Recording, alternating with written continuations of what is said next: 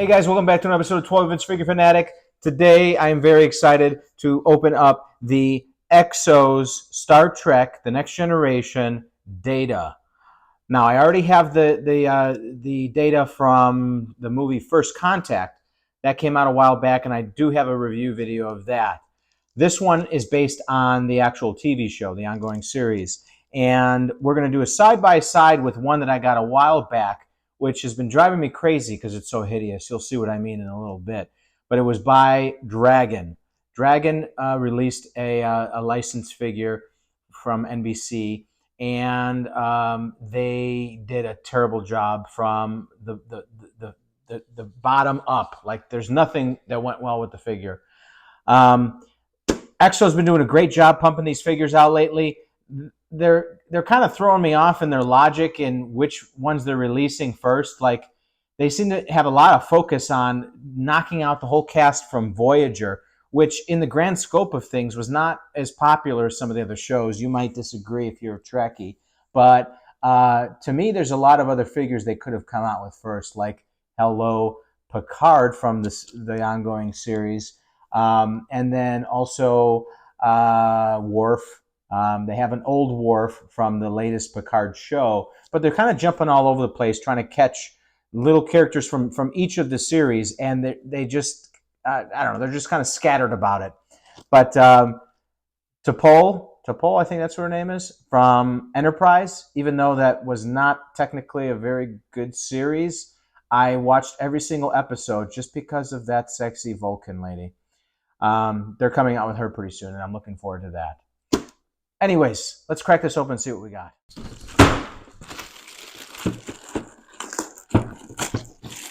All right, so even though I have that First Contact figure, like I mentioned, I'm probably going to end up returning it. I really don't need two datas, and I really am a fan of the original series uniform rather than the one used in First Contact. But nice little illustration on the side there of all the figures. I wouldn't be surprised if they come out with a Crusher. They definitely better do Deanna Troi. This one they have already. Riker they don't have. And then we have Data, of course. Geordi LaForge is coming out soon. Just an illustration on the back of what it comes with. Nicely done box. And it's got a display window on there as well.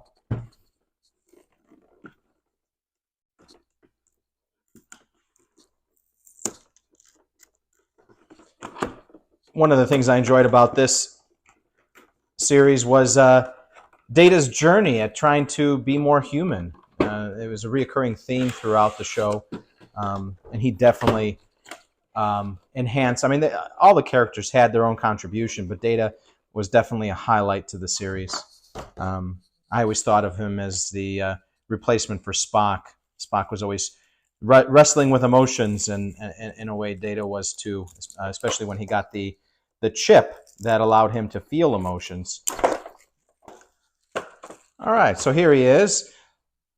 And right away, I love the cut of the uniform. I love the material they use. EXO never cuts corners on the choice of materials. And they are always very crisp in their tailoring. The head sculpt is fantastic. I mean, you could see here, if anything, maybe it could have a little bit more of a silverish glow to it. It's a little flat. You'll see what I mean by overdoing the silverish on the side-by-side with the Dragon figure. The sculpt itself, though, is spot on. Just perfect.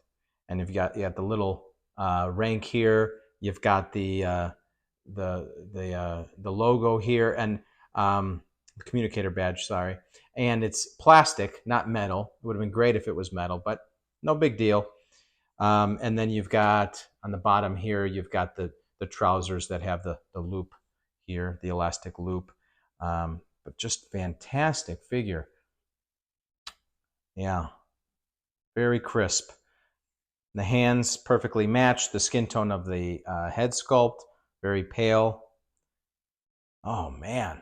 Yeah, and you could tell it's got some quality to the posability to it, like all the EXO figures do. Very specialized bodies. a little bit more of a plumpness, a rubberiness to the body here. Probably to fill it out a little bit, some padding. Let's see what else we have here.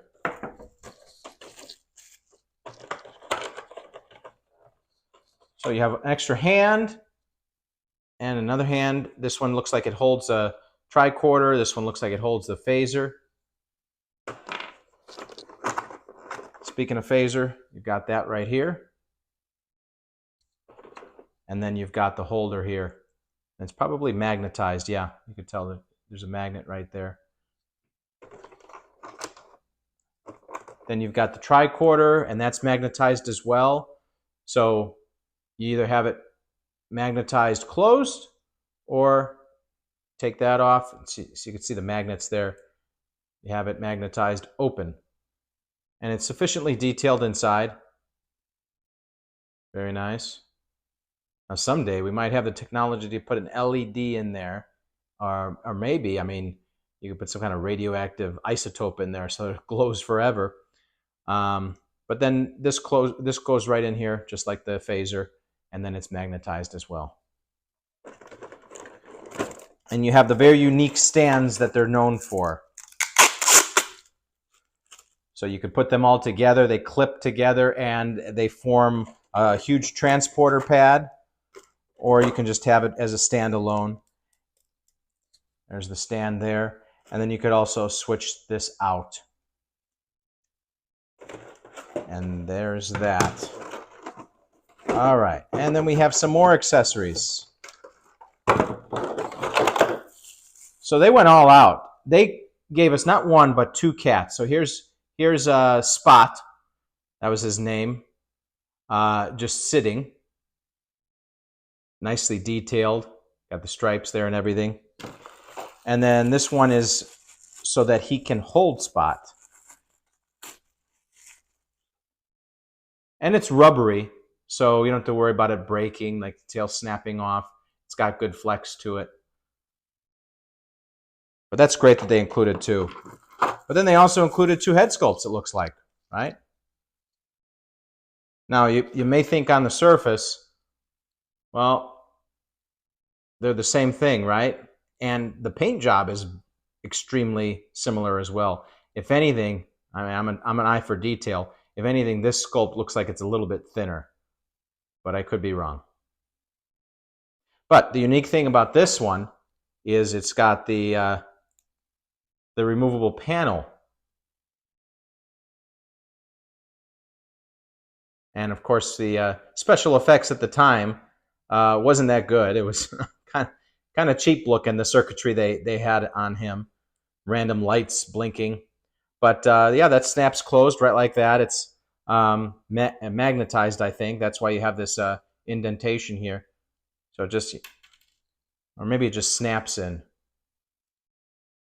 Either way, it stays in. I appreciate that. The one a similar feature on the Terminator 2 Schwarzenegger, and the top of the head piece just kind of falls out randomly. But I don't think they even needed to do this head sculpt. I think they could have just kept the one with the removable piece, and that's it. And then you have more hands. Ta-da. And then you have a pad. I've seen a few different Star Trek figures that come with a pad. This is the first one I've seen where they go all the way and they put the detail on the back, the label on the back of it. So pretty impressive. And then,